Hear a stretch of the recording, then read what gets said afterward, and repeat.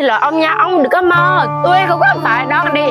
Mà tôi đi sắp đội tôi đuổi. Gì vậy Tôi không Diệu? có ông được đâu. Nếu là tôi nói ông một câu nữa, nếu là ông đuổi tôi thì tôi đuổi luôn. Nhưng mà tôi không ở nữa. Diệu, Diệu, Diệu, Diệu, Một tay ra coi. Diệu bỏ qua cho cha con tôi đi nha. Ok Diệu, Đấy, tôi thương Diệu quá, cho tôi ẩm Diệu phát đi. ông làm gì trời? Ra đây, tôi có chân ok. Ông làm gì vậy? Con, mẹ mới chịu về rồi nè. Nhanh, mẹ mới về rồi nè. Cái thằng này nhanh lên cho mẹ. Mẹ về đó. Ông đừng làm gì hết trơn nha. Thôi, Diệu về là tôi mừng rồi. Tôi nói thiệt bây giờ Diệu cứ ở nhà, Diệu ăn chơi đàn đúng đi.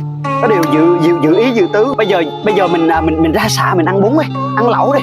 Đi. Tôi cũng cần. Diệu lên đây tôi ẩm nè. Nhưng mà tôi không có cần ok.